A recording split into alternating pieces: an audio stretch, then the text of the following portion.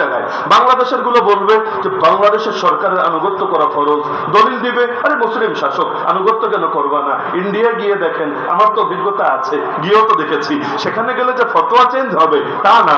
সেখানে নরেন্দ্র মোদী তো আর মুসলমান না, তাকে তো আর আমিরুল মুমিনিন, আমিরাতুল মুমিনিন কোনোটাই বলার সুযোগ থাকবে না। তাহলে নরেন্দ্র মোদীর আনুগত্য কিভাবে ফরজ? বলবে না এটাও ফরজ। আরে সে কাফের, তাতে কি? তবুও এই ক্ষেত্রে তারা যদি তাদের আনুগত্য করা হয় এতেই জাতির কল্যাণ। ব্রিটিশের জামানা থেকে এই ফতোয়া চালাচ্ছে, এমনকি আমাদের আকাবির ওলামায়ে দেওবন্দের জিহাদকে খারেজি ট্যাগ লাগিয়ে দিয়েছে। বাংলাদেশে এখনো হুজুর তো সাক্ষী আছেন, রাজবাড়ী আপনি যান, রাজবাড়ী গিয়ে আপনি ওই ধারার লোক, বেদাতি শিয়া ধারার যে লোকগুলো আছে ওদেরকে জিজ্ঞাসা করবেন কওমি মাদ্রাসাকে তোমরা কি মাদ্রাসা বলো? ওরা দুইটা নাম বলবে, এক হলো ওয়াহাবি মাদ্রাসা আর এক হলো খারেজি মাদ্রাসা। কি কি নাম? ওয়াহাবি মাদ্রাসা আর এক কি মাদ্রাসা? খারেজি মাদ্রাসা। বাংলাদেশে বহু এলাকায় দীর্ঘকাল পর্যন্ত কওমি হুজুরদের খারেজি হুজুর আর কওমি মাদ্রাসাকে খারেজি মাদ্রাসা বা ওয়াহাবি মাদ্রাসা বলা হতো। এমনকি আপনারা জানেন বালাকোট আন্দোলনের নাম তো শোনেন নাই জীবনে? শুনেছেন? সৈয়দ আহমদ শহীদ রহমতুল্লাহ আলাইহি বালাকোট আন্দোলনকে দেখবেন ইতিহাসের বইপত্রে লেখে ওয়াহাবি আন্দোলন, লেখে না? কিসের ভিত্তিতে লিখলো ওয়াহাবি আন্দোলন? পারলে প্রমাণ দাও যে তিনি মোহাম্মদ বিন আব্দুল ওয়াহাব নজদীর সাক্ষাৎ পেয়েছেন, তার দ্বারা প্রভাবিত হয়ে আন্দোলন শুরু করেছেন।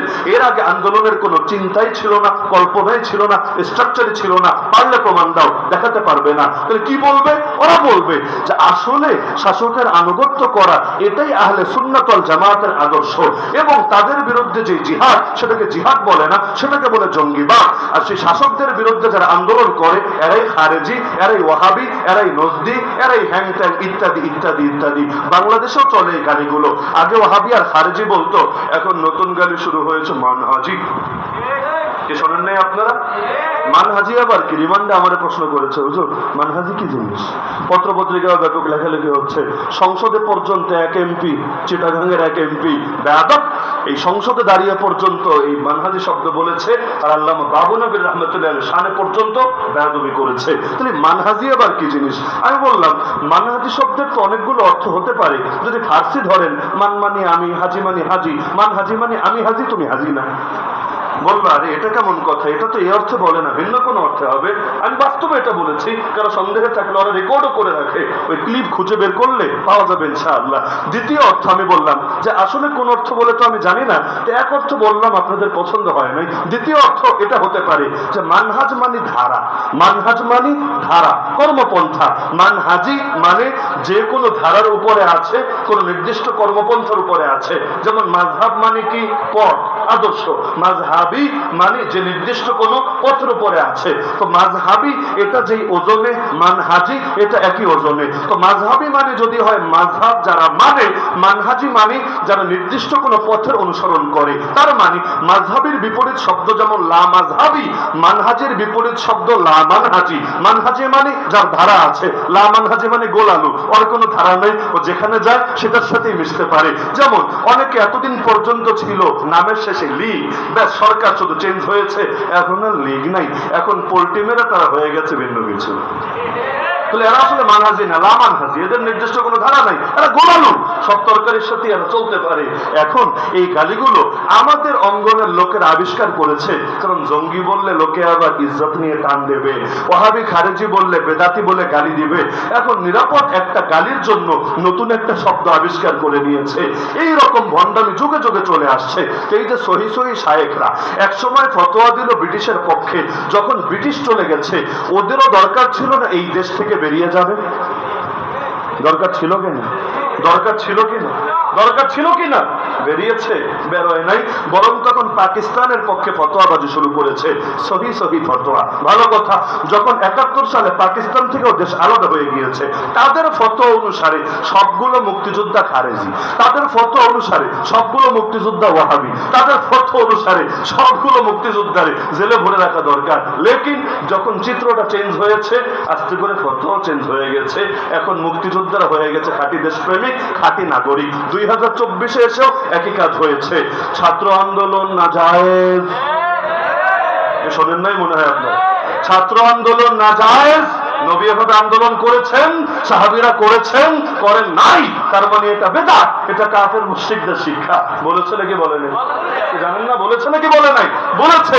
কিন্তু যখন আন্দোলন সফল হয়েছে, তারা কি লেজ গুটিয়ে ইন্ডিয়ায় পালিয়ে গিয়েছে? যায় নাই।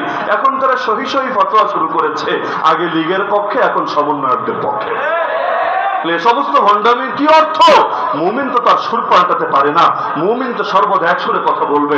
আমি ছোট মানুষ, স্বীকার করি, লেকিন আল্লাহ সাক্ষী, আল্লাহর নামে কসম করে বলতে পারি, যতদিন পর্যন্ত বিগত ক্ষমতাসীনরা ক্ষমতার গদিতে বসা ছিল, ততদিন পর্যন্ত যেই সুরে কথা বলেছি, যখন তারা লেজ গুটিয়ে চলে গিয়েছে, তখন এক সুরে কথা বলছি।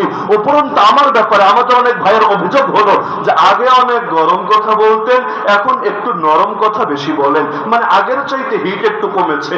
আমি বলি আলহামদুলিল্লাহ, এমনটা হলে তাও ভালো যে বিগত জালেমের সময়ে কথা আরো বেশি শক্ত ছিল, আর জালেমের পরে কথা হালকা একটু নরম আছে, তাও ভালো। লেকিন যদি উল্টা হতো যে আগে যতদিন জালেম ছিল ততদিন তোষামুদি, ততদিন পদলেহন, আর যখন চলে গিয়েছে এখন হলাম জামানা সালাহুদ্দিন আইয়ুবী, জামানার মোহাম্মদ বিন কাসেম, জামানার তারেক বিন জিয়াদ, এটার নাম আস্ত মুনাফিকি। কে এলো আর কে গেল, তাতে কি আসে যায়? আল্লাহ নবী মক্কায় যে সুরে কথা বলেছেন, মদিনায় কি ভিন্ন সুরে বলেছেন না একই সুরে বলেছেন? মায়ের খেয়েছেন, তবুও দিন বিজয়ের কথা বলেছেন।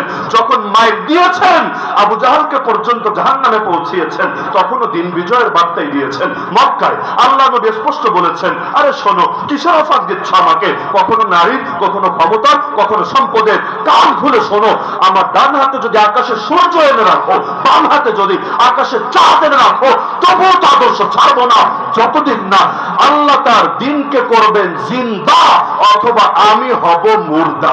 যেটাকে সহজে বলতে পারি, হয়তো শরিয়াত নয়তো শাহাদাত, হয়তো খেলাফত নয়তো শাহাদাত, হয়তো আল্লাহর জমিনে আল্লাহর দিন হবে জিন্দা, না হলে আমি মোহাম্মদ হব মুর্দা।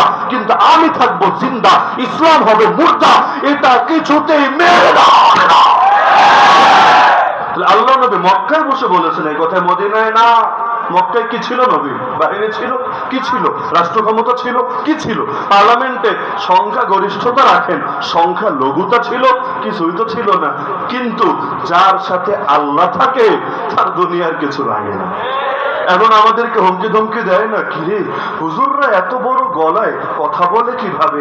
আমাদেরকে নিয়ে সবচেয়ে বেশি টেনশন ওদের এটা কাজ করে, হুজুরদের শক্তির উৎস কোথায়? ওদের তো শক্তির উৎস আছে, কি সেটা? হ্যাঁ বলবে জনগণ ক্ষমতার উৎস, বলে না?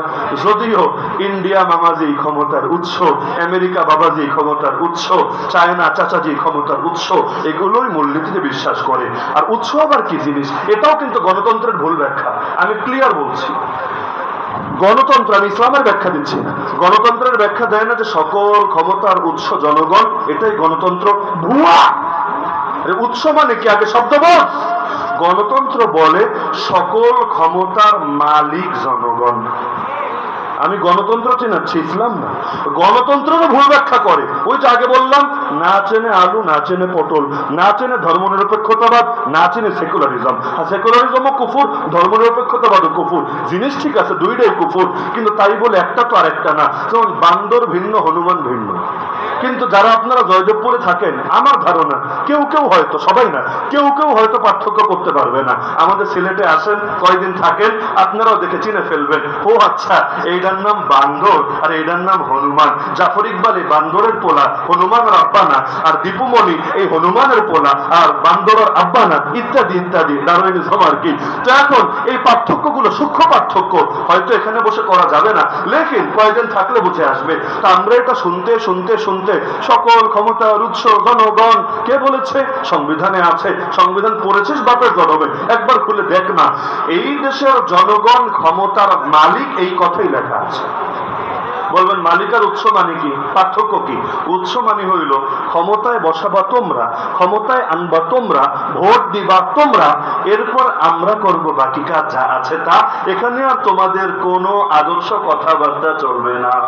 এখন আমরা বলবো কাদিয়ানীদের কাফের ঘোষণা করো, নেত্রী দাঁড়িয়ে বলবে কে মুসলমান কে কাফের এটা দেখা আমাদের বিষয় না, এটা আল্লাহ দেখবে। বাহ বাহ বাহ। তাহলে কে দেশপ্রেমিক আর কে দেশ বিরোধী এটা দেখা তোর কাম, কে তোর ড্যারিজানের পক্ষে আর কে বিপক্ষে এটা দেখা তোর কাম। এগুলো আল্লাহর হাওলা করা যায় না? বলবে না না, এগুলো তো দুনিয়ার লাইনে কাম আমরাই করব, আখিরাত আল্লাহর হাওলা করব। তো ইসলাম খালি আখিরাতের জন্য, দুনিয়ার জন্য না। এই কথা তোমারে কে শিখিয়েছে? রব্বানা আতিনা ফিদ দুনিয়া হাসানা ওয়া ফিল আখিরাতি হাসানা। ইসলাম এসেছে আগে দুনিয়া গড়তে, তারপর না আখিরাত গড়তে। তো এখন ক্ষমতায় আসার পরে জনগণের মত আর থোড়াই কেয়ার করে। বাংলাদেশে যে পতিতালয় আছে নাই মনে হয় একটা দুইটা না অনেকগুলা, বৈধভাবে না অবৈধভাবে লাইসেন্স নিয়ে সব লিগ্যাল ফর্মেট যা আছে সব পূরণ করে পতিতালয় নাই। কিছু আছে নামে, কিছু আছে বেনামে। বলবেন বেনামে কি? বেনামে হলো আবাসিক হোটেলগুলা, যার বড় একটা অংশ গাজীপুর শরীফের মধ্যে আছে। কি কষ্ট পাচ্ছেন নাকি? বাস্তবতা স্বীকার করতে দোষ নাই। বাংলাদেশের সবচেয়ে বড় পতিতালয় রাজবাড়িতে আছে, এটা যেমন সত্য। আর গাজীপুরে যে হোটেল আছে, গাজীপুর আমি খাস করে বলছি, মানে অন্য জেলা সব ধোয়াতল সেবাতে তা না, সারা দেশেই আছে। তবে এখানে যেহেতু বাইরের অনেক লোক থাকে, ইন্ডাস্ট্রিয়াল ফ্যাক্টরি এবং বিভিন্ন কারণে, এজন্য অনেকে টার্গেট গুলো করে। কেন দেখেন নাই, হিন্দুত্ববাদীরা পর্যন্ত গার্মেন্টস গুলোকে টার্গেট করে মুসলিম নারীদেরকে নষ্ট করার জন্য। তাহলে আলাদা একটা পেরেশানি যে ওদের এটা নিয়ে আছে, এটা তো বুঝেই আসে। তাহলে এই যে হোটেল ব্যবসার মধ্যে বড় রকমের জিনা, বেশ্যাবৃত্তি, পতিতাবৃত্তি চলে নাকি চলে না? এই যে পতিতালয় গুলো খোলা, এগুলোকে এই দেশের অধিকাংশ মানুষের মত অনুসারে আজকে গণভোটের আয়োজন করুক। আজকে কোনো তাশকিল লাগবে না, কোনো সভা সমাবেশ লাগবে না, উপস্থিত গণভোটের আয়োজন করুক। আল্লাহ নামে কসম করে বলতে পারি, যেহেতু সারা দেশ আমরা ঘুরি, এই দেশের অধিকাংশ মানুষ ভোট দেবে পতিতালয় খোলা থাকার বিপক্ষে। যদি পতিতালয় খোলা থাকার বিপক্ষে অধিকাংশ মানুষ ভোট দেয়, খোলা আছে কিভাবে? ব্যাখ্যা করেন, খোলা আছে কিভাবে? এখন যদি বলে সকল ক্ষমতার মালিক জনগণ, খোলা রাখার কোনো অধিকারী থাকে না। তো যদি বলে সকল ক্ষমতার উৎস জনগণ, তবে মালিক তো আমরা। আর ওদের যেহেতু যাওয়া লাগে নিয়মিত ওই জায়গায় গুলায়, না গেলে দিলের চাহিদাও মেটে না, পেটের ভাতও হজম হয় না। কারণ চরিত্র যখন খারাপ হয়ে যায়, একটা দুইটা 10টা 20টা 100টা 1000টা দিয়েও ওদের পেটের ভাত আর হজম হয় না, পড়ানো পড়ে না। যে সমস্ত কারণে ওরা সংজ্ঞাই পাল্টে দিয়েছে, আমাদেরকে শিখিয়েছে সকল ক্ষমতার উৎস জনগণ। এটা গণতন্ত্রের কথা না। মনে থাকবে? মনে থাকবে? বলবেন হুজুর গণতন্ত্র শেখানোর কি দরকার? এটা কি ওয়াজের অংশ? না হলে আগামী দিনে আর এক জালেম কাঁধের উপর চেপে বসবে। আমরা চাইলে একদিনেই সব তন্ত্রমন্ত্র বিদায় করে ইসলাম কায়েম করতে পারছি না। এই লাইনে আমরা দুর্বল আছি, আরো কতকাল লাগবে আল্লাহ ভালো জানে। লেকিন গণতন্ত্রের অপব্যাখ্যা করে কেউ আবার নতুন করে স্বৈরাচারের পথ খুলবে, ফ্যাসিবাদের পথ খুলবে, ওয়ার ওয়ান টেররের পথ খুলবে, কাফের মুশরিকদের দালালি করে ইসলাম বিদায় করার পথ খুলবে, সেটা তো মেনে নিতে পারি না। মক্কা থেকে একলাফে মদিনায় যেতে নাই পারলাম, হাবাসায় তো আসলাম। তো হাবাসায় যেহেতু এসেছি, নিরাপদ থাকার জন্যই তো এসেছি। পরের হিজরত, নেক্সট হিজরত মদিনার দিকেই হবে ইনশাআল্লাহ। তাহলে এক ধাপ তো এগিয়েছি, 2 কদম পিছে যাওয়ার জন্য না। এক ধাপ তো এগিয়েছি, 20 কদম সামনে আগানোর জন্য। সুতরাং অতীতে কি করেছো এটা বাদ দিলাম, আগামীতে ফাইজলামি করলে কিছুতেই ছেড়ে দেওয়া যাবে না। তাহলে রব্বুল আলামিন পরীক্ষা করবেন নাকি করবেন না? তো যে প্রসঙ্গে কথাটা টানলাম, আন্দোলনে নামার আগে অজানা আতঙ্ক কাজ করে, নামার পরে আলহামদুলিল্লাহ আলহামদুলিল্লাহ আলহামদুলিল্লাহ। রবি এমন এক সাহস দান করে, যেই সাহস হয়তো দীর্ঘকাল পর্যন্ত কিতাব পড়েও পাওয়া যাবে না, যেই সাহস হয়তো দীর্ঘকাল পর্যন্ত ইউটিউবে বয়ান শুনেও পাওয়া যাবে না। সামনে দিয়ে যখন দেখতে থাকেন, এমন এক অবস্থা যখন ডান কানের লতির নিচ দিয়ে একটা গলি চলে যায়, বাম কানের লতির নিচ দিয়ে আরেকটা গলি চলে যায়। সামনে তাকিয়ে দেখে ভাইয়েরা শহীদ হয়ে পড়ে আছে, ডানে বামে তাকিয়ে দেখে অজস্র অগণিত আহত, তাদের গগন বিদারী চিৎকারে আসমান জমিন কেঁপে উঠছে। পেছনেও যখন তাকিয়ে দেখে সাহায্য করার কেউ নাই, বাহিনী অস্ত্র হাতে নিয়ে এমন ভাবে ধেয়ে আসছে, কিছুক্ষণ পর হয়তো তাকেও জানে মেরে ফেলবে। আল্লাহর কসম, দিলের মধ্যে তখন এমন এক সাহস জেগে ওঠে, যেই সাহস পৃথিবীর কোনো কিছু যেই সাহসকে দমিয়ে রাখতে পারে না।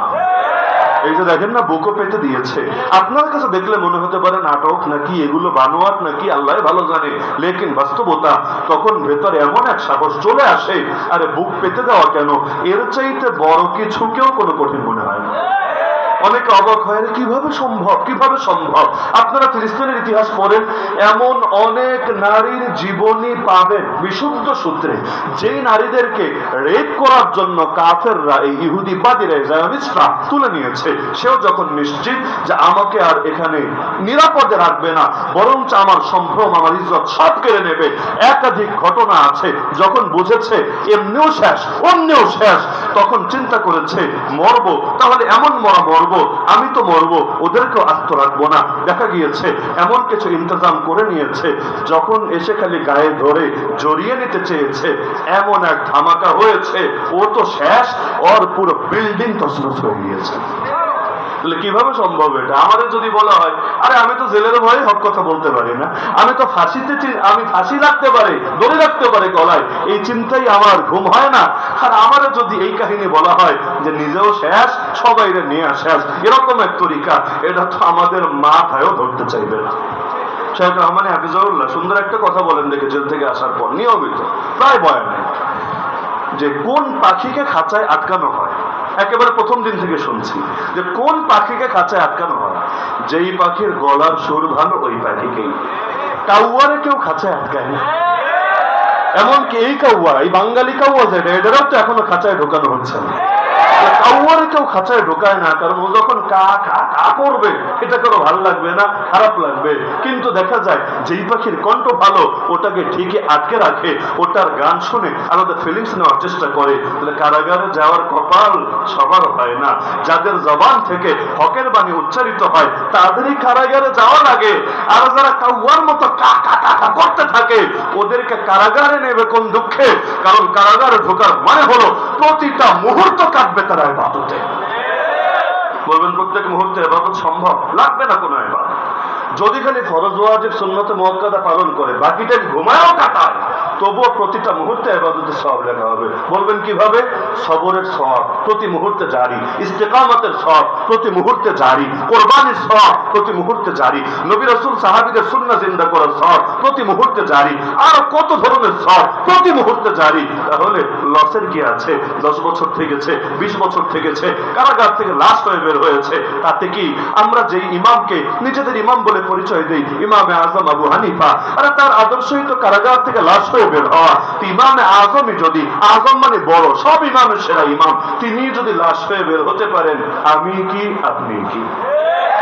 তাহলে ইমামে আজম ইমাম আবু হানিফাকে ইমাম বলার মানে এটা না খালি হাত বাঁধা পা বাঁধার ক্ষেত্রে তার অনুসরণ করব, বরঞ্চ আকীদার ক্ষেত্রেও, আমলের ক্ষেত্রেও, আদর্শের ক্ষেত্রেও, রক্ত দেওয়ার ক্ষেত্রেও তাকে অনুসরণ করব, এবং এই অনুসরণ করাকে নিজেদের জন্য গর্বের বিষয় মনে করব।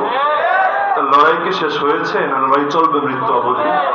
থামাথামি নাই, হাল ছেড়ে দিয়েন না। অনেকের ভাবসাবে মনে হয় ইসলাম জিন্দা হয়ে গয়া, এখন আর কোনো টেনশন নাই, কোনো কাজ নেই, কাম হলো খালি ফল ভক্ষণ করা। না, মুমিন ফল ভক্ষণ করবে মরার পরে। আমরা ফল ভক্ষণ করব মরার পরে। দুনিয়া আমাদের ফল ভক্ষণের জায়গাই না। আর দুনিয়া মাজরাতুল আখিরা, দুনিয়া হলো আখিরাতের ক্ষেত, ক্ষেতের মধ্যে ফসল লাগাবে। এখন দুনিয়ায় বসে ফসল লাগাবে, আখিরাতে গিয়ে সেই ফসল ভোগ করবে। তো আমাদের আবার থামার কোনো কারণ আছে নাকি? আর যতদিন পর্যন্ত ইসলাম জিন্দা না হবে, ততদিন পর্যন্ত বৈষম্য কিভাবে দূর হবে? কার তরিকা দিয়ে বৈষম্য দূর করবেন? লেনিনের তরিকা, কার্ল মার্কসের তরিকা, মাও সেতুংয়ের তরিকা, অথবা আব্রাহাম লিঙ্কনের তরিকা, অথবা বাংলাদেশের এই মাথামোটা বুদ্ধিজীবীদের তরিকা, এই ফরহাদ মোজাহিদের তরিকা, এদের তরিকা দিয়ে আপনি ইসলাম জিন্দা করবেন, আপনি বৈষম্য দূর করবেন? কিভাবে সম্ভব রে ভাই? একমাত্র আল্লাহর দ্বীনই সকল সমস্যা সমাধান, বাকি কারো দ্বীন সমস্যা সমাধান হতে পারে না। আমাদেরকে সৃষ্টি করেছেন কে? এই পৃথিবী সৃষ্টি করেছেন কে? এই পৃথিবী কিভাবে চললে ভালোভাবে চলে, এটা সবচাইতে ভালো জানেন কে? কেউ যদি আল্লাহর চাইতে বড় জ্ঞানী হওয়ার দাবিদার হন, সামনে আসেন পারলে। আর যদি বলেন আল্লাহর চাইতে কেউ বড় জ্ঞানী হতে পারে না, তাহলে আল্লাহর দ্বীনের বিপরীতে নিজের দ্বীনকেও প্রমোট দেওয়ার অধিকার কেউ রাখে না। আগে আল্লাহর চাইতে বেশি জ্ঞান হাসিল করো, তারপর তোমার আদর্শকে আল্লাহর চাইতে বেশি পারফেক্ট, বেশি সময় উপযোগী বলে তুমি হাজির করো। কিসের আধুনিক? আধুনিক আধুনিক সবচাইতে বেশি জিকির চলছে, এটা আধুনিক রাষ্ট্র। এমনকি পত্রপত্রিকায় লেখালেখি হচ্ছে, আর আমাদের প্রথম কালো তো আছেই এই ঠিকাদারি নিয়ে বসে। এখন লেখালেখি হচ্ছে আধুনিক রাষ্ট্র হতে চাইলে ফ্রান্সের মতো রাষ্ট্র হতে হবে। কার মতো? আফগানের মতো না, মক্কা মদিনার মতো না। কার মতো? ফ্রান্সের মতো ফরাসি বিপ্লব হয়েছে, হওয়ার পর সেখানে যেভাবে আধুনিক রাষ্ট্র কায়েম করা হয়েছে, কিভাবে আধুনিক রাষ্ট্র কায়েম করতে চাই এগুলো প্রথম কালোতে লেখা আছে, আপনারা নজর দিয়ে দেখে নিয়েন। এই যে বলতে পারেন হুজুর এটা লেখকের দায়, পত্রিকার নাম কেন বলছেন? তাহলে আমি একটা লেখা দেই, আমার লেখাটাও ছাপতে বলেন, তাহলে আর দায় দেব না। আমরা খেলাফার পক্ষে লিখবো, এটাও ছাপবে, ওরা বাম বাম আদর্শের পক্ষে লিখবে, ওটাও ছাপবে, ব্যাস সমান সমান। বুঝলাম তোমাদের কোনো দায় থাকবে না, লেকিন ঢিল সবসময় একদিকেই যাবে, একজনেরটা ছাপবা আর একজনেরটা ছাপবা না, দিনের কথা বলবা না, এটা জঙ্গিবাদ বলে চালাবা, আর বাকি সব তন্ত্রমন্ত্রের কথা ঠিকই বলবা, তাহলে তো বোঝাই যাবে ডাল মে কুছ কালা। যদি কিছু কালা নাই থাকে তাহলে একপাক্ষিক কথা মুখ থেকে বের হয় কোন দুঃখে। নিরপেক্ষ হলে বাস্তবে নিরপেক্ষ হও, কিন্তু বাইরে নিরপেক্ষতার ব্যানার আর ভেতরে বিশেষ পক্ষের পক্ষপাতিত্ব ব্যানার, এটারে ভণ্ডামি ছাড়া কিছু বলা যায় না। আধুনিক রাষ্ট্র হতে চাইলে এক নম্বরে নাকি ক্ষমতার মালিক জনগণকে বানাতে হবে, জনগণের হাতে ক্ষমতা তুলে দিতে হবে, মানে জনগণ এই না তোর হাতে ক্ষমতা। এখন জনগণ কি চাইবে? জনগণ চাইবে সবাই মিলে ধূমপান করতে। চায় না মনে হয় বাংলাদেশ? চায় না? ধূমপানের গায়ে লেখা থাকে ধূমপান স্বাস্থ্যের জন্য ক্ষতির কারণ, তো বেচস কেন? লাইসেন্স দিস কেন? বন্ধ কর। বলবে না জনগণ চায়, কি বা করার আছে? তো অধিকাংশ জনগণ তো ভণ্ডামি চাইবে, এটা কোরআনই আছে, ওয়াইন তুতি আকসারা মান ফিল আরদ ইউদিল্লুকা আন সাবিলিল্লাহ। অধিকাংশ কোনো দলিল না। আল্লাহ বলেন হে নবী, যদি অধিকাংশের অনুসরণ করেন তারা আপনাকে আল্লাহর পথে থাকতে দিবে না। পৃথিবীতে পর্দানশীল নারী বেশি না বেপর্দা নারী বেশি? পৃথিবীতে মুসলমান বেশি না অমুসলিম বেশি? পৃথিবীর মধ্যে নামাজি বেশি না বেনামাজি বেশি? পৃথিবীর মধ্যে ভালো মানুষ বেশি না মন্দ মানুষ বেশি? তো অধিকাংশটা যদি রব বানাতে হয়, রব আল্লাহ রব না, লা ইলাহা ইল্লাল্লাহ না, লা ইলাহা ইল্লাল আকসার, অধিকাংশই হলো একমাত্র মাহবুদ, একমাত্র খোদা। এটাই যদি তোমার কালেমা হয়, আরে কিসের দিন কায়েম করবা, কিসের ইসলাম কায়েম করবা? জিন্দেগি তো পারবা না। যদি কখনো পারার দিকে আগাও, মানে সংখ্যাগরিষ্ঠ হয়েছে পার্লামেন্টে, অধিকাংশ মানুষের জনমত গঠন করে নিয়েছে, আর কই যায়? আগামী দিনে তো ইসলাম কায়েম হয়ে সব উল্টে যাবে। যেই মুহূর্তে দেখবেন ফল কামড় দিতে গিয়েছে, ওই মুহূর্তে দেখবেন হাত দুইটাই কেটে ফেলে দিয়েছে। মিশরের ইতিহাস জানা নাই? হাফেজ মুরসি গণতান্ত্রিক তরিকায় বিজয়ী হয় নাই, অধিকাংশ মানুষ তার পক্ষে ছিল না, পার্লামেন্টে তার সংখ্যাগরিষ্ঠতা ছিল না, 1 বছর পর্যন্ত শাসনও সফলভাবে করে নাই, সবই হা সবই হা সবই হা। তো যেই মাত্র চেয়েছে ইসলামের দিকে টান নেবে, ইসলাম কায়েম করবে, ইসলাম কায়েম দূরের কথা আল্লাহর বান্দারই জেলে ঢুকিয়েছে, এরপর ফাঁসিতে চড়িয়ে জানেই মেরে ফেলেছে।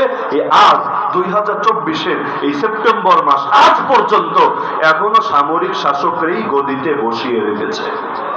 বাংলাদেশের গণতন্ত্র নিয়ে পেরেশান, কিন্তু ওই দেশের গণতান্ত্রিক সরকারকে উৎখাত করেই সামরিক শাসকরা গদিতে বসিয়ে রেখেছে।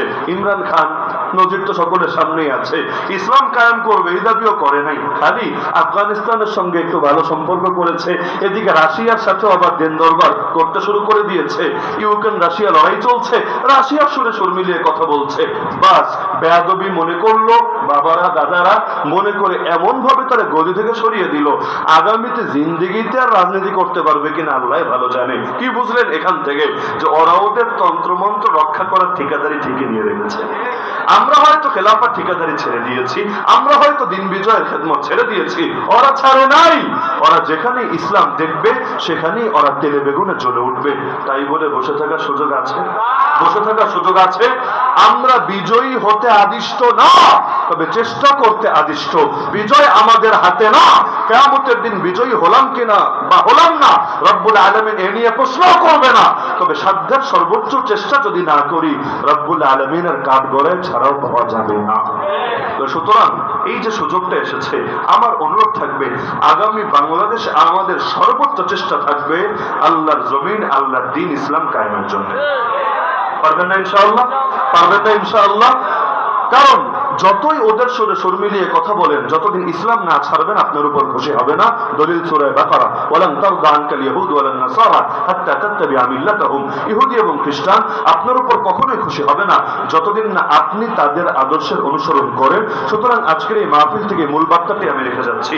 মাহফিলটাও যেহেতু শাবাবদের, শাবাব শব্দের অর্থ অনেকে বোঝে না। শাবাব মানে জানেন? শাবাব মানে কি? শাবাব মানে কি? যুবক, মুরব্বী মুরব্বী না, শাবাব মানে হলো যুবক, নওজোয়ান। এই নওজোয়ানদেরকে নিয়ে বিশেষ স্বপ্ন সবাই দেখে। আমাদের শেখ মুর্শিদ খায়েজা বিল্লাহ আল্লামা জুনায়েদ বাবুনগরী রাহমাতুল্লাহ একটা গজল আছে হুজুরের লেখা, কি নাম? জওয়ানান হেফাজতে ইসলাম সে, জওয়ানান হেফাজতে ইসলাম সে। আমি অনুরোধ রাখবো আপনারা প্রত্যেকে একবার হলেও গজলটা শোনার চেষ্টা করবেন। সাবটাইটেলে বাংলা দেওয়া আছে, খুব ভালোভাবে বুঝতে পারবেন। যতবার দেখা হতো হুজুরের সাথে, হুজুর বিশেষভাবে স্মরণ করাতেন তোমাদের যুবকদের থেকে আমার কি আশা, সব বলে দেওয়া আছে গজলের ভেতরে, মনোযোগ দিয়ে শুনবা, এটা কাজ করবা। এবং তিনি বলতেন আমি যে হেফাজত করি, আমি যে হেফাজতের আমির হয়ে আছি, আমার একমাত্র লক্ষ্য হলো জিহাদ ফি সাবিলিল্লাহ। তিনি বলেন রাজনৈতিক অভিলাষ আমার ন্যূনতম নাই, রাজনীতি করার কোনো খেয়াল, কোনো খাহেশও আমার নাই।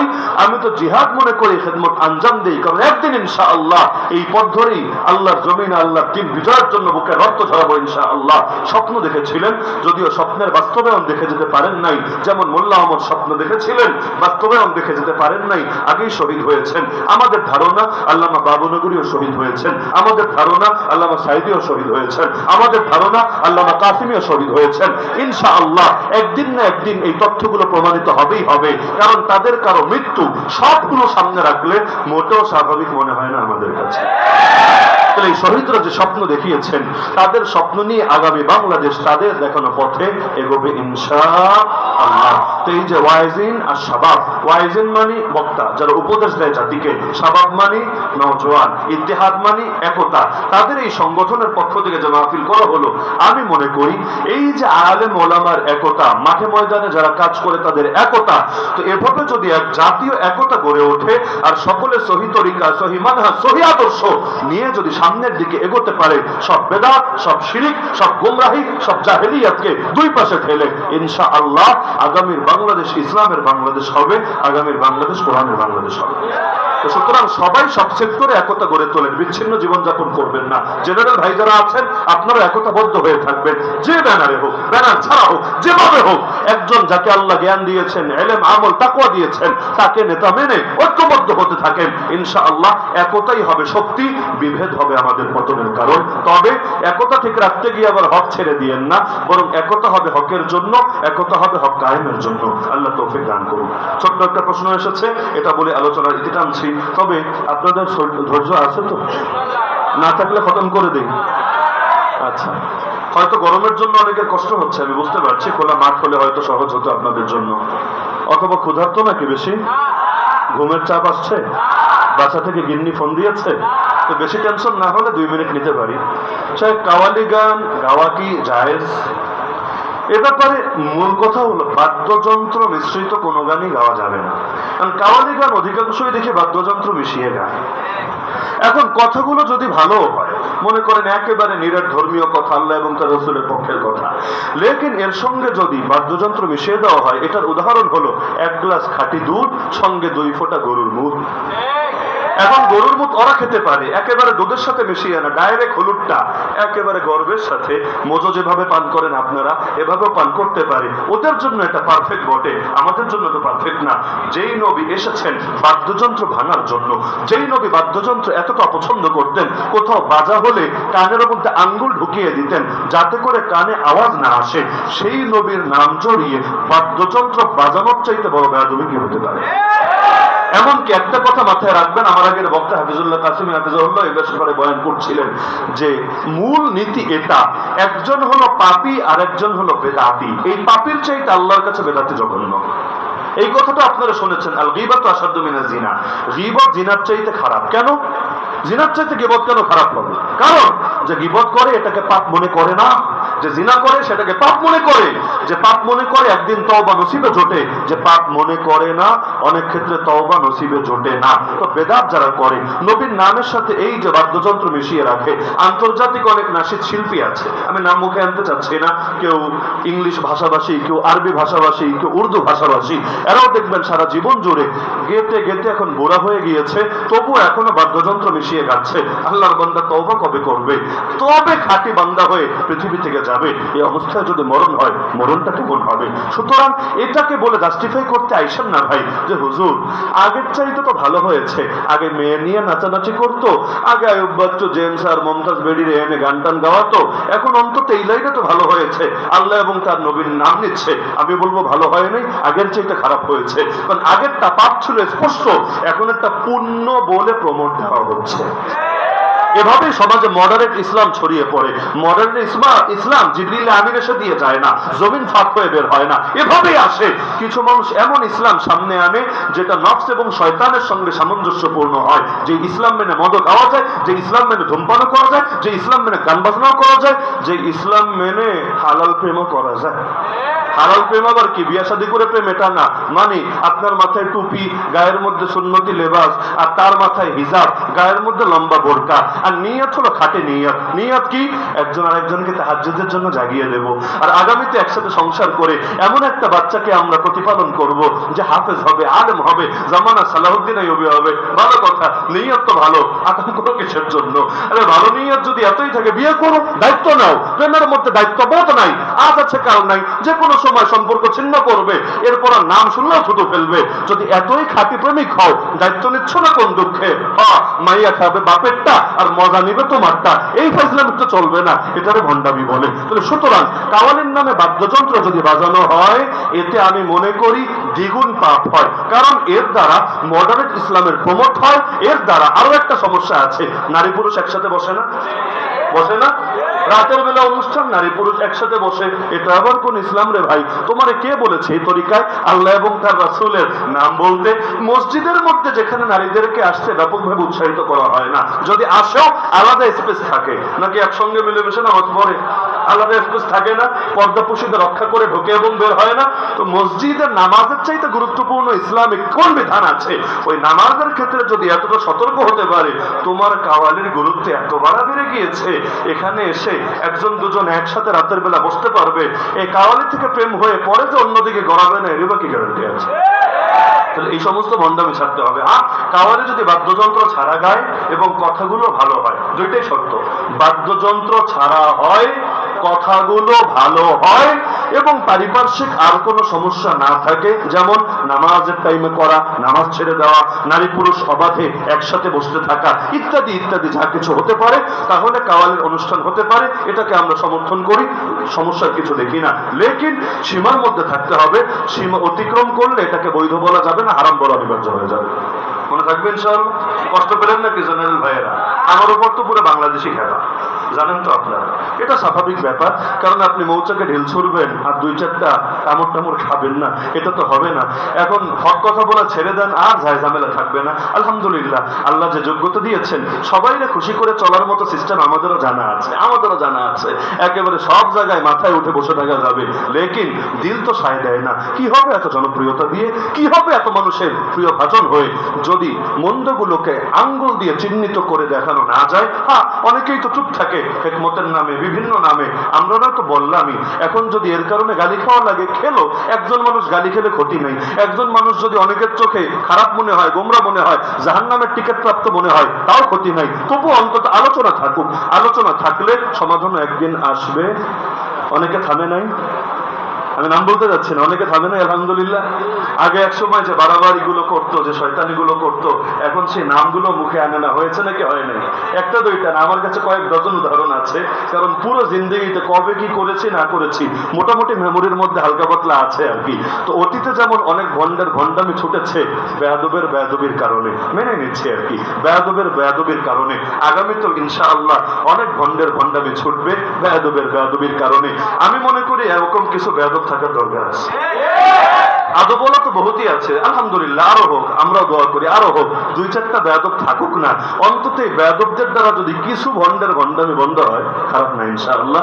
আল্লাহ সবাইকে তৌফিক দান করুন। এই ইত্তেহাদুল ওয়াইজিন শাবাব বাংলাদেশকে কবুল করুন। যে নওজওয়ানরা হিম্মত করে এই ঐক্যবদ্ধ প্ল্যাটফর্ম গড়ে তুলেছে, রব্বুল আলামিন তাদের লক্ষ্যে মানজিলে মাকসুদে নিরাপদে পৌঁছার তৌফিক দান করুন। আর তৃতীয় মাহফিল, কিয়ামত পর্যন্ত মাহফিল কায়েম এবং দায়েম রাখার তৌফিক দান করুন ইনশাআল্লাহ। এখন আমার হযরতুল উস্তাদ হযরত মাওলানা আব্দুল হাফিজ সাহেব দামাত বারাকাতুহুল আলিয়া ঢাকা হুজুর দোয়া করবেন, কারণ উস্তাদ থাকলে শাগিদ কিভাবে দোয়া করে আমরা প্রত্যেকে দোয়া করে উঠবো ইনশাআল্লাহ। এখন একজন এই ভাই বসেন, আগে যারা উঠেছেন এবার বসেন।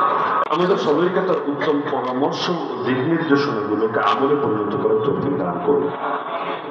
মূল আলোচনায় যাওয়ার আগে ছোট ছোট দুটো ভূমিকা দিয়ে নিচ্ছে। একটা হলো আজকের এই প্রধান অতিথি অল্প সময়ে যে বিনয়, যে শ্রদ্ধা, যে ভক্তি প্রকাশ করল আলেম ওলামার উপর, এবং নিজের ব্যাপারেও যতটা নিজেকে ছোট করে উপস্থাপন করলো জাতির সামনে, আমি মনে করি সরকারের এবং প্রশাসনের যতগুলো স্তর আছে এই সমস্ত জায়গায় এরকম আলেমদের প্রতি ভক্তি এবং শ্রদ্ধা মানুষ দিয়ে যেদিন ভরে উঠবে, ইনশাআল্লাহ বাংলাদেশের চিত্রই চেঞ্জ হয়ে যাবে।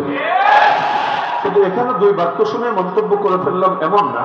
আসার পর থেকে স্টেজে আসার পর্যন্ত প্রতিটা মুহূর্ত কামরার মধ্যে আমি একান্তভাবে দেখেছি দিল থেকে আসলে দোয়া বের হয়েছে। তিনি তো দোয়া চেয়েছেন বাবা মার জন্য এবং নিজের জন্য, তবে দোয়া যদি নাও চাইতেন তারপরে আমি নিজের থেকে আলাদা করে দোয়া করে দিতাম যে রব্বুল আলামিন তাকেও কবুল করুন, তার বাবা মাকে জান্নাতুল ফেরদাউস আলা মাকাম নসিব করুন, আর তার 4টা বাচ্চা যাদের ব্যাপারে তিনি দোয়া চান নাই তাদেরকেও রব্বুল আলামিন মানুষের মতো মানুষ বানিয়ে সারা দুনিয়ার জন্য আলোকিত হওয়ার তৌফিক দান করুন।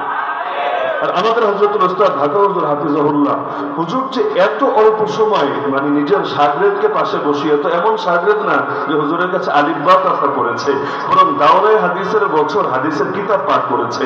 তো নিজের ছাত্র যে সন্তানের চাইতো আরো অনেক নিচে, তার ব্যাপারে হযরত যেভাবে এক বাক্য বলে মাইক ছেড়ে দিয়েছেন, সুবহানাল্লাহ। হযরতকে যারা চেনেন তারা তো চেনেন, যারা চেনেন না আমি শুধু এটা বলি যে আমরা আল্লামা আনোয়ার শাহ কাশ্মীরি রাহমাতুল্লাহ আলাইহিকে দেখি না, এখানে শুনেছি যে আল্লাহ তাকে এমন মেধা দিয়েছেন, একবার যদি অবচেতনের কথা শুনতেন 40 বছর পর্যন্ত মনে রাখতে পারতেন। তাহলে আল্লামা আনোয়ার শাহ কাশ্মীরি রাহমাতুল্লাহ আলাইহিকে দেখার তৌফিক হয় নাই, কিন্তু ঢাকার হুজুরকে তো নিজেদের চোখে দেখেছি আমরা। রব্বুল আলামিন এমন মেধা দিয়েছেন, এমন মেধা দিয়েছেন, বাংলাদেশে আদৌ এরকম মেধা 10 জন লোক খুঁজে পাওয়া যাবে কিনা আমার সন্দেহ। দোয়া করে রব্বুল আলামিন হযরতের এই মেধাকে জাতির কল্যাণে আরো বেশি থেকে বেশি জাতির খেদমতে নিবেদিত হওয়ার তৌফিক দান করুন। হযরতের কলমে জবানে সবকিছুতে বরকত দান করুন, এবং হযরতের ছাত্রদেরকেও হযরতের মতো আলোকিত হওয়ার তৌফিক দান করুন। তো এবার আসি মূল আলোচনায়। রব্বুল আলামিন কোরআন মাজিদের বিভিন্ন জায়গায় একটা বাস্তবতা জানিয়েছেন, যেমন সূরা আনকাবুত আয়াত নম্বর 2 আল্লাহ জানিয়ে দিচ্ছেন আহাসিবান নাসু আইয়ুতরাকু আইয়াকুলু আমান্না ওয়া হুম লা ইফতানুন। আরে মানুষ কি ভেবে নিয়েছে মুখ দিয়ে শুধু বলবে ঈমান এনেছি আর তাদেরকে কোনো প্রকার পরীক্ষা না করে এমনি এমনি ছেড়ে দেওয়া হবে? মানুষ কি এই ধারণা নিয়ে বসে আছে? অথচ আয়াত নম্বর 3 ওয়ালাকাদ ফাতান্নাল্লাযীনা মিন ক্বাবলিহিম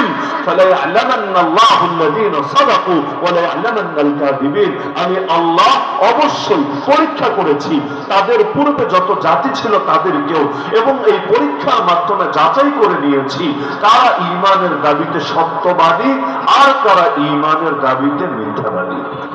কি শিক্ষা আসলো আয়াত থেকে?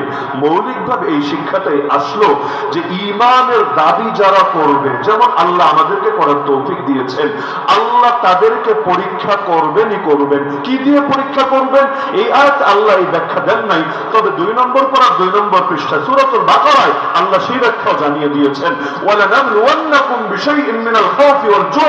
আমি অবশ্যই তোমাদেরকে পরীক্ষা করব, কখনো কিছু ভয় দিয়ে, জানের ভয়, মালের ভয়, ইজ্জতের ভয়, জেলে যাওয়ার ভয়, হামলার ভয়, মামলার ভয়, ফাঁসির ভয়, আয়না ঘরের ভয়, গুমের ভয়, হকের কথা বলার কারণে মাহফিল বন্ধ হওয়ার ভয়। আরে পদে পদে ভয় আর ভয় আর ভয়। রব্বুল আলামিন বলে বান্দা তোদেরকে সর্বপ্রথম যে জিনিস দিয়ে পরীক্ষা করব সেটার নামই হলো ভয়।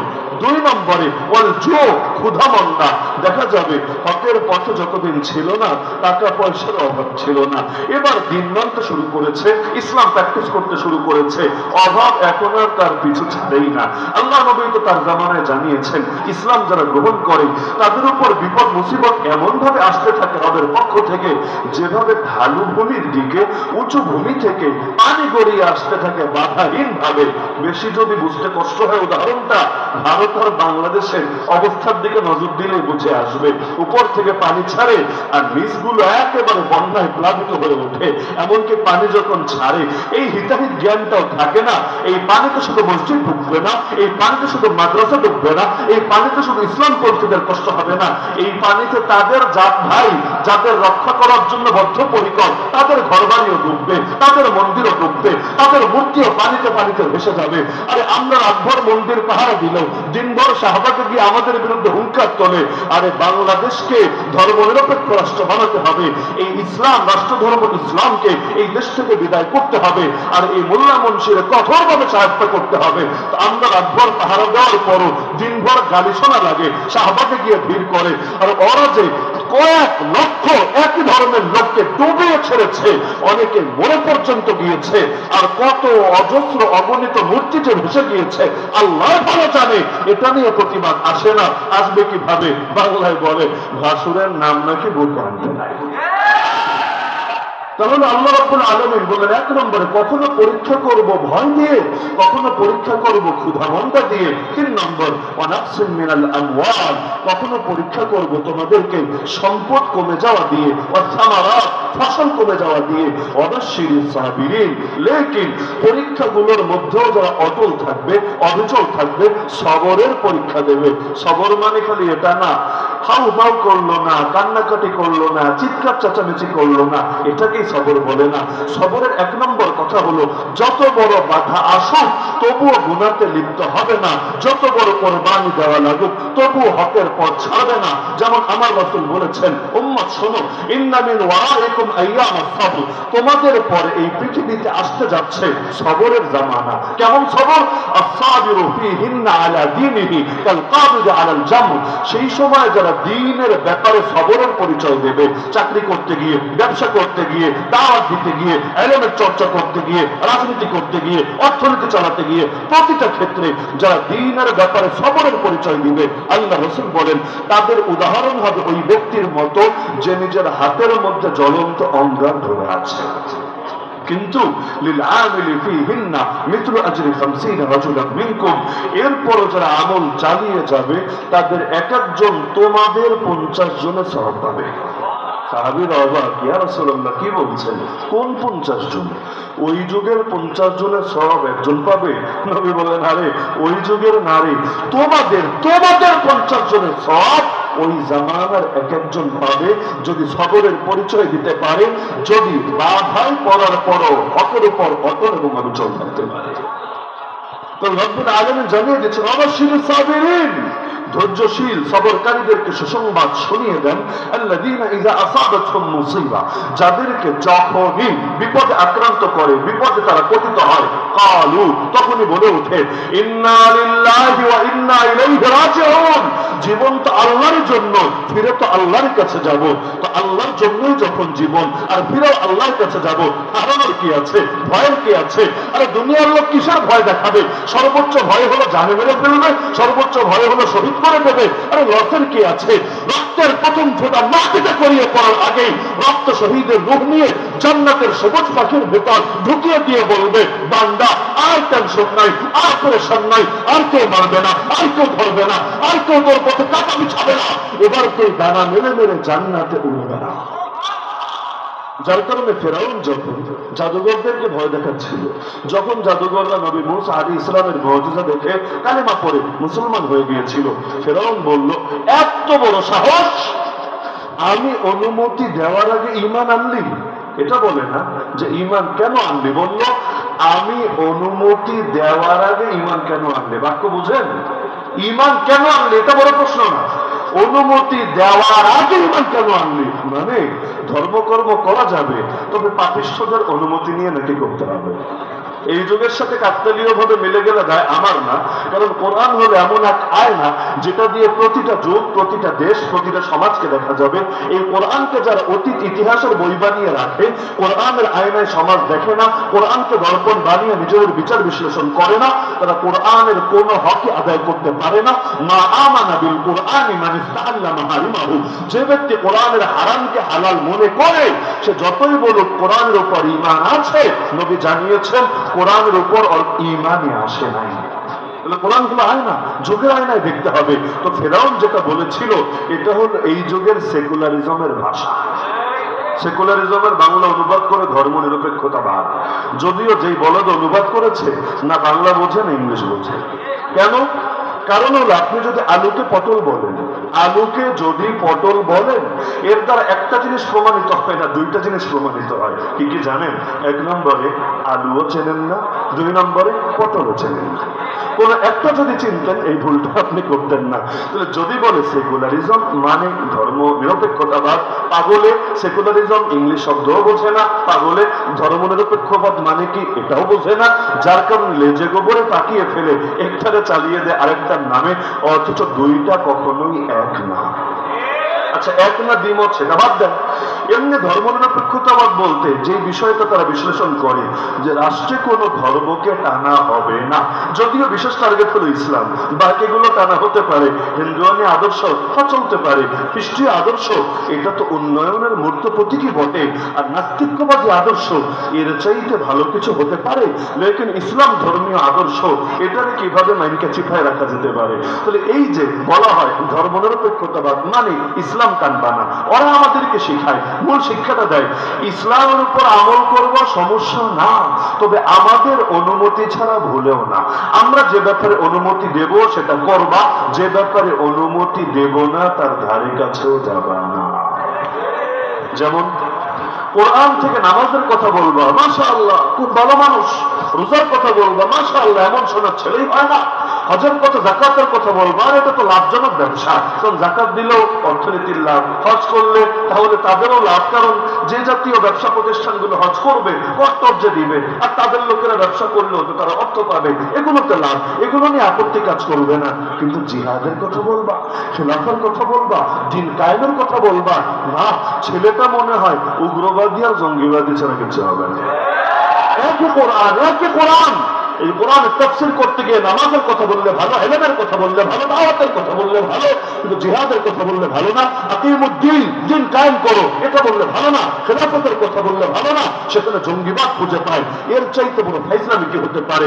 অথচ একটা মজার কথা বলি, অথচ যেই গালিগুলো আমাদেরকে নিয়মিত দিয়ে থাকে জঙ্গিবাদী, উগ্রবাদী, মৌলবাদী, সাম্প্রদায়িক উস্কানিদাতা, টেরোরিস্ট ইত্যাদি ইত্যাদি ইত্যাদি, একটা বাস্তব কথা হলো আসলেই যদি আমরা জঙ্গিবাদী হতাম, যে কয়জনরা গালি দেয় সংখ্যাটা কম না, একেবারে কম না। দাড়ি টুপি থাকলেই তো জঙ্গি, মাদ্রাসায় পড়লে তো আরো বড় জঙ্গি, আর যদি কলেজ ভার্সিটি থেকে হঠাৎ ইসলাম প্র্যাকটিস করতে শুরু করে ও তো জঙ্গির গডফাদার, জঙ্গির লিডার। তাহলে যেই কয়জন মানুষকে জঙ্গিবাদ উগ্রবাদী বলে গালি দেয়, আল্লাহর কসম, আল্লাহর কসম, আল্লাহর কসম, তারা যদি উগ্রই হতো, তারা যদি টেররিস্ট হতো, তারা যদি সন্ত্রাসী হতো, তোরা যারা গালিগালাজ করিস তোরা পালানোর জায়গা খুঁজে পেতি না।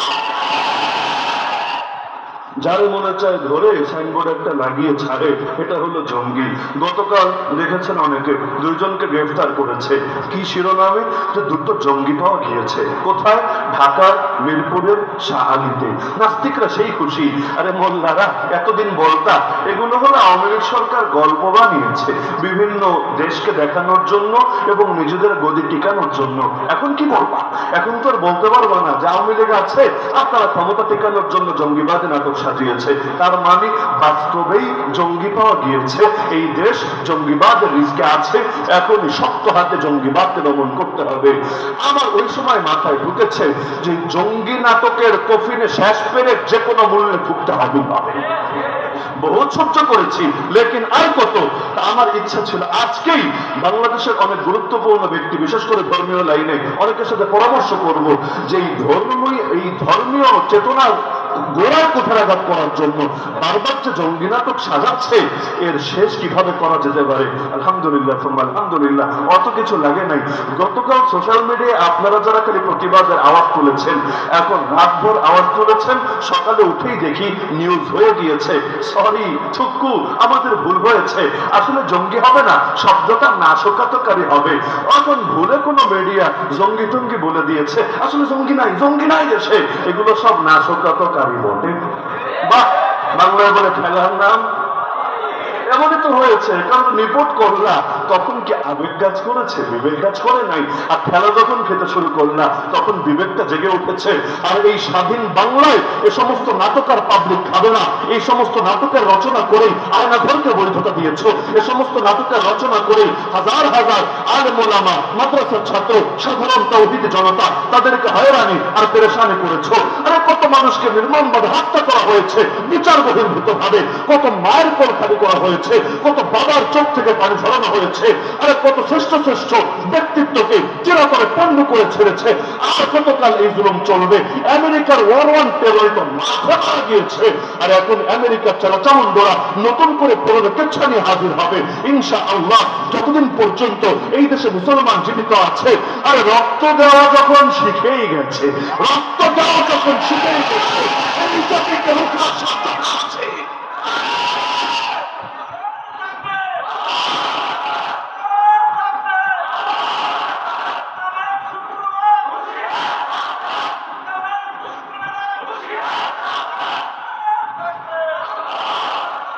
যে কোনো কাজ দেখবেন শুরু করার আগে একটু ভয় ভয় লাগে, এটা স্বাভাবিক।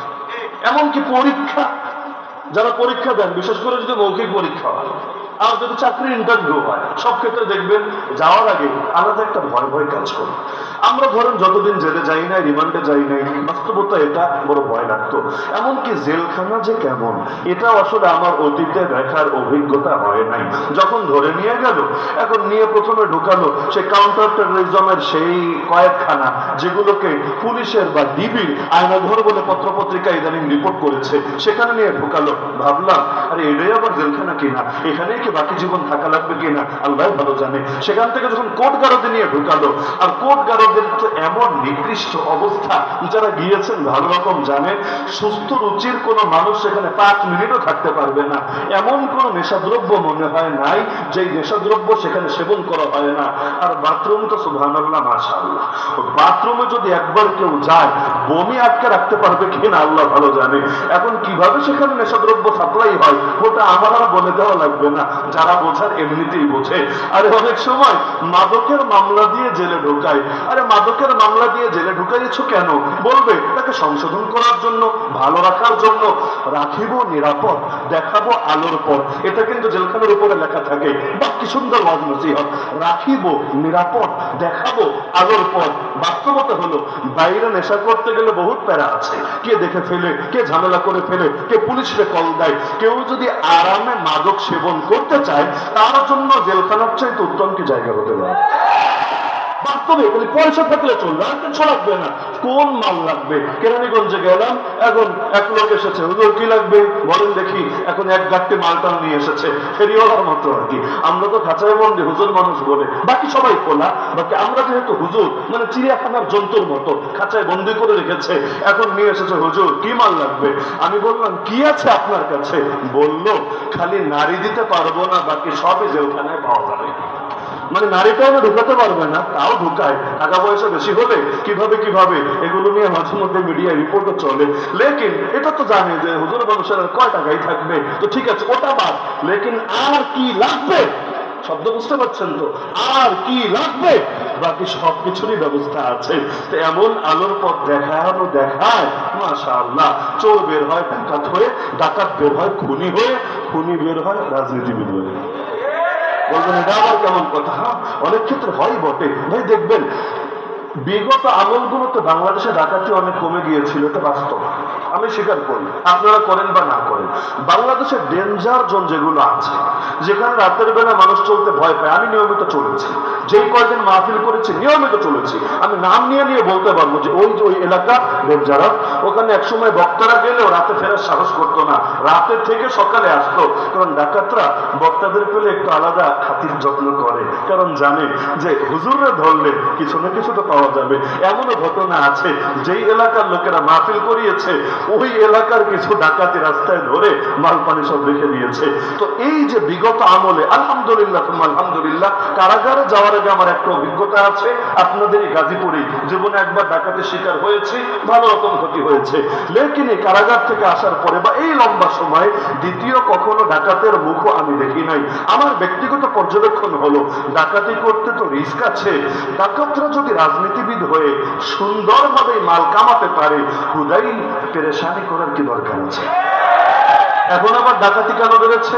জবাব একই বাক্যের মধ্যে আছে, ডাকাতি বাড়ে নাই, ডাকাতি বাড়ে নাই, এতবার বেড়েছে। মানে প্রায় দিনে আমরা দেখতে পাচ্ছি, নিজে শিকার হচ্ছে না আলহামদুলিল্লাহ, কিন্তু গাড়ি একটা ভাঙা, কিরে ভাই কি হয়েছে? হুজুর অমুক জায়গায় ডাকাত ধরেছে। আরেক গাড়ি দেখি সবাই থামিয়ে থামিয়ে সতর্ক করছে, কিরে ভাই কি হয়েছে? এই রোডে যায়েন না, ডাকাতি হয়েছে। মানে ডাকাত প্রচুর বাড়া বেড়েছে। এত ডাকাত আসলো কোত্থেকে বোঝেন না, কোত্থেকে এসেছে? ঠান্ডা পানি তো বন্ধ হয়েছে, এজন্য এখন রাস্তাঘাট বন্ধ করে পকেট ভরা ফিকির করছে। কষ্ট পাচ্ছেন নাকি? অনেক কষ্ট পেলেই বা কি করার আছে? আর আমার কামই হলো কষ্ট দেওয়া। আমি তো আছি কষ্ট দেওয়ার ঠিকাদারি নিয়ে। হকের কথা বলবেন আর বাতিলের কষ্ট হবে না, এটা হতেই পারে না। সেই হক কেমন হয় যেই হক বাতিলের পরিচয় করতে পারে না। তাহলে বলছিলাম যে আল্লাহ জানিয়ে দিলেন যে যারা সবরের পরিচয় দেবে তাদেরকে সুসংবাদ শুনিয়ে দাও দুনিয়ার বুকে। তাহলে জমিনের বুকে চলতে চাইলে সবর করা লাগবেই লাগবে। অনেকে ভাবছে লড়াই শেষ, ঝামেলা শেষ, এখন তো আমাদের পায়ের উপর পা তুলে বসার দিন চলে এসেছে। মাথায় গেঁথে রাখেন, মুমিনের লড়াই শেষ হবে না মৃত্যুর এক মুহূর্ত আগেও। যতদিন বেঁচে থাকবেন, নবী বলেছেন আর দুনিয়া সিজনুল মুমিন, দুনিয়া মুমিনের জেলখানা। কাশিমপুরি আর কি, কেরানীগঞ্জি আর কি, গোটা দুনিয়াটাই মুমিনের জন্য জেলখানা। ছোট জেলখানা, এগুলো ছোট, মানে জেলের মধ্যে আবার জেল থাকে। আমরা বলতাম জেলের ভেতর জেল, তার নাম সেল। জেলে দুই রকম জায়গা থাকে, একটা হলো ওয়ার্ড। ওয়ার্ড মানে এখানে অনেক মানুষ একসাথে থাকে, 40 জন, 50 জন, 60 জন। আর সেল মানে এগুলো ফাঁসির আসামি রাখে, কন্ডেম সেল। এক এক রুমে এক একজন রাখা নিয়ম, আমাদেরকেও রেখেছে। কিন্তু হুজুর এত ধরা ধরেছে, এক রুমে একজনের সুযোগ নেই, 4 জন, 5 জন, 7 জন পর্যন্ত রেখেছে। তো জেলের ভেতর জেল, তার নাম সেল। মুমিনের বিবেচনায় গোটা দুনিয়াটাই জেল, তার মধ্যে কাশিমপুর, কেরানীগঞ্জ এগুলো হলো জেলের ভেতরের জেল। এজন্য জেল নিয়ে আলাদা পেরেশানি কাজ করেন আলহামদুলিল্লাহ। তো গ্রেফতারির আগে একটা আতঙ্ক কাজ করতো, কি না কি জানি, কেমনে জানি মারবে, কেমনে জানি লটকাবে, কেমনে জানি জিজ্ঞাসাবাদ করবে।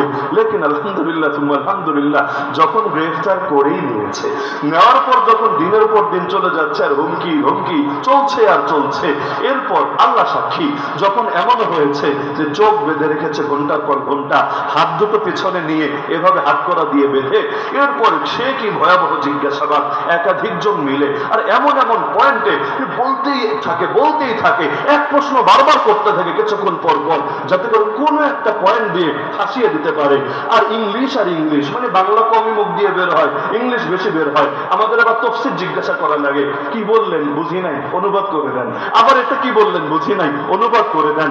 অনুবাদ করতে গিয়েও বেচারা বড় টেনশনে পড়ে যায়। তো যখন এই হালতগুলো চলে গিয়েছে, আলহামদুলিল্লাহ আলহামদুলিল্লাহ স্বাভাবিক মনে হয়েছে। এই যে আন্দোলন হলো গত মাসে, আপনারা যারা আন্দোলন করেছেন আশা করি আমার সঙ্গে একমত হবেন, আন্দোলনে নামার আগে অনেকের ভেতরে এক ধরনের অজানা আতঙ্ক কাজ করেছে, কি না কি জানি হবে, হায় বাবা মা কি ভাববে, গ্রেফতার হয়ে গেলে এলাকায় বা কিভাবে মুখ দেখাবো, আর আন্দোলন ব্যর্থ হয়ে গেলে জিন্দিগি যে কেমনে তেজপাতা হবে এটা তো বোঝাই যায়। যারা আন্দোলন করেছেন এখন জাতির নেতা, খালি যদি কোনোভাবে চিত্রটা ভিন্ন রকম হতো, নেতার খেতা হওয়া পরের কোথায়, এদেরকে জেলখানা খুঁজে পাওয়া যেত কিনা সন্দেহ আছে। আয়না ঘরে আর 1 ইঞ্চি জায়গা খালি থাকতো না, সব যেত আন্দোলনকারীদের নিয়ে বলে। সব ক্ষেত্রে এজন্য বলা হয় ইতিহাস লেখা হয় বিজয়ীদের কলমে। 71-এর বিষয়টা চিন্তা করেন, 71-এ আল্লাহ না করুক যদি চিত্রটা উল্টা হতো, যে পাকিস্তানি হানাদার জয়ী হয়ে গেছে আর বাঙালি মুক্তিযোদ্ধারা হেরে গিয়েছে, তাহলে কি হতো জানেন? যারা রাজাকার তাদেরকে বলা হতো খাঁটি দেশপ্রেমিক, আর যারা মুক্তিযোদ্ধা এদেরকে বলা হতো বিদ্রোহী, সন্ত্রাসী, উগ্রবাদী, মৌলবাদী, জঙ্গি, হ্যাং ত্যাং বিভিন্ন গালি। কিন্তু যখন বিজয় চলে এসেছে, এখন পুরো চিত্রটা উল্টে গিয়েছে, এখন রাজাকার হয়ে গেছে গালি। যদিও রাজাকার শব্দের অর্থ ভলান্টিয়ার, স্বেচ্ছাসেবী আবার গালি হয় কিভাবে, লেকিন এটাও হয়ে গেছে গালি। আর যারা আন্দোলন করেছে, সংগ্রাম করেছে, যুদ্ধ করেছে, তারা আর জঙ্গি হয় নাই, উগ্রবাদী হয় নাই, বরঞ্চ তারা বিজয় হয়ে গিয়েছে। এমনকি আমাদের সহি শায়েখ যারা আছে, আমি নাম বলতে যাচ্ছি না, সহি শায়েখ যারা আছে, যারা সবসময় বলে শাসকের আনুগত্য করা, সরকারের আনুগত্য করা মুসলমানদের উপর ফরজি বটে, এমনকি ফতোয়া সব জায়গায় ছাড়ে।